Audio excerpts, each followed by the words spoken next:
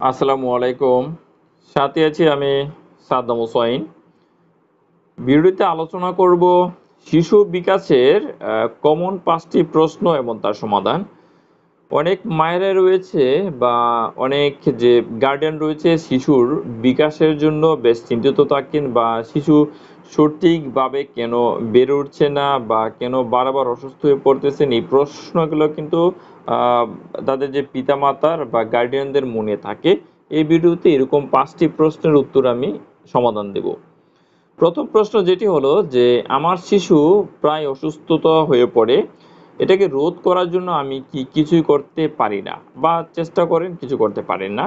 এটার সমাধানের জন্য আপনার শিশুকে এমন খাদ্য দিতে হবে যাতে শিশুর যে রোগ প্রতিরোধ ক্ষমতাটা বৃদ্ধি পায় এবং তার শরীর যাতে ইনফেকশন এবং অসুস্থতার মোকাবেলা করতে পারে। সেক্ষেত্রে অবশ্যই আপনাকে পুষ্টিকর খাবারের প্রতি নজর দিতে হবে।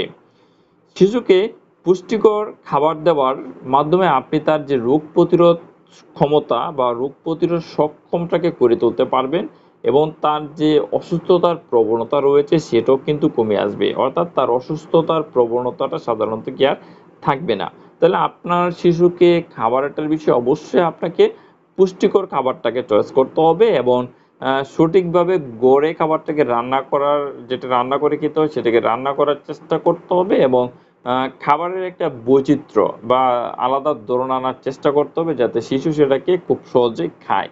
এই বিষয়টা নজর রাখতে হবে। ২ নম্বর প্রশ্ন যেটা থাকে যে আমার শিশু খাওয়ার বিষয়ে খুঁতখুঁতে, আমার কিছুই করার নেই বা শিশু খাচ্ছে না কিন্তু বাবা-মা কিছু করতে পারতেছে না। এই বিষয়টা হলো যে খাওয়ার ব্যাপারে যে শিশুর যে খুঁতখুঁতে স্বভাবটা এটা কিন্তু মেডিকেলের বাসায় বা মেডিকেলের দিক দিয়ে বা ডাক্তারের দিক দিয়ে কোনোভাবে এটা ভালো নয়।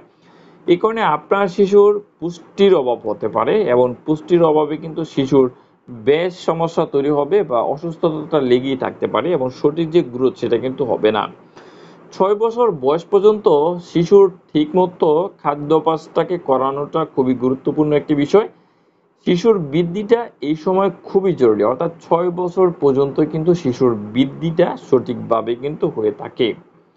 ৩ নম্বর যেটা প্রশ্ন হলো যে শিশুর বেড়ে ওঠার বিষয়ে কি কি বিষয়ে নজর রাখা জরুরি। এটার সমাধান হলো যে শিশুর বৃদ্ধির প্রতি দৃষ্টি রাখলে পুষ্টি সংক্রান্ত সমস্যা বা অন্য কোনো স্বাস্থ্য সংক্রান্ত যে সমস্যা রয়েছে সেটাকে নির্ণয় করা যায়, যেগুলো সাধারণত আমাদের নজরে পড়ে না।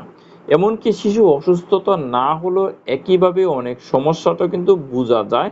যেমন আপনি গ্রোথ চার্টে শিশুর উচ্চতা এবং তার যে ওজনটা সেটাকে লিখে রাখবেন কমপক্ষে ৬ বছর বয়স পর্যন্ত এবং শিশুর বিকাশ এবং উন্নয়নের যে বিষয়টাকে নজর রাখা কিন্তু সম্ভব। আপনি এটাকে নজর রাখতে পারেন। তাহলে অবশ্যই শিশুর গ্রোথ মনিটরিংটা আপনাকে করতে হবে। ৪ নাম্বার যে প্রশ্নটা থাকে যে আমার শিশুর পক্ষে যে সমস্ত ফ্যাট কি অস্বাস্থ্যকর? মানে চর্বিটা অস্বাস্থ্যকর। ফ্যাট বা চর্বি হলো শিশুর শক্তি জমে থাকার একটি উৎস এবং প্রাথমিক যে বছরগুলা, প্রথম যে বছরগুলা রয়েছে সেগুলা শিশুর বিকাশে খুবই গুরুত্বপূর্ণ এবং এটা খুবই আবশ্যক। প্রয়োজনীয় ফ্যাটি অ্যাসিড রয়েছে যেমন আপনি ওমেগা 3, ওমেগা 6 যে ফ্যাটি অ্যাসিড রয়েছে এটি শিশুর যে ব্রেইনের বিকাশে সহায়তা করে।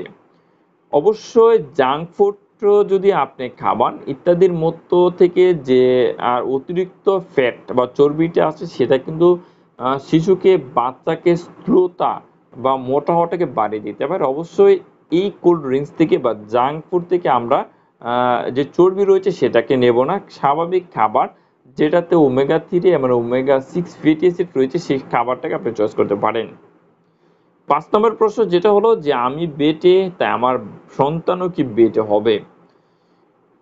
শিশুর উচ্চতাটা নির্ধারণের ক্ষেত্রে জেনেটিক প্রধান বিষয় হলো পুষ্টি খুবই গুরুত্বপূর্ণ ভূমিকা পালন করে থাকে। আপনি শিশুকে যদি পরিপূর্ণ বৃদ্ধি পেতে সাহায্য করে তাহলে আপনাকে সুষম এবং সম্পূর্ণ যে পুষ্টিদায়ক খাবার দিতে হবে। সাম্প্রতিক জাপানের দিকেও যদি আপনি একটু নজর রাখেন তাদের মানুষগুলা খুব বেটে হইতেছিল, এখন তারা কি দেখলো যে কি কারণে হচ্ছে। পরবর্তীতে তারা গবেষণা আনলো যে সেখানে পুষ্টির অভাব রয়েছে। তাই তারা বাচ্চাদেরকে 6 বছর বয়সের বাচ্চাদেরকে পর্যাপ্ত পরিমাণে পুষ্টি জাতীয় ভিটামিন মিনারেল জাতীয় খাবার খাওয়ার চেষ্টা করেন, এখন তারা কিন্তু স্বাভাবিক হচ্ছে। তাহলে আমাদের অবশ্যই জেনেটিক ফ্যাক্টর হলো সেটা, আমরা পুষ্টির দিকে কিন্তু বেশ কিছু নজর রাখবো। তাহলে এই ছিল যে আমাদের বা পিতামাতার মনে যে কমন 5টি প্রশ্ন এবং 5টি প্রশ্নের যে সমাধান বা উত্তর এই ভিডিওতে আলোচনা করা হয়েছে। যদি ভিডিওটি আপনার ভালো লাগে তাহলে অবশ্যই ভিডিওতে আপনি একটি লাইক করবেন, কমেন্টস করে আপনার মতামত দিতে পারেন, প্রশ্ন করতে পারেন। চেষ্টা করব প্রতিটি প্রশ্ন উত্তর দেওয়ার জন্য। পরবর্তী ভিডিও নিয়ে খুব শিগগিরই ফিরে আসবো। সে পর্যন্ত ভালো থাকুন, সুস্থ থাকুন।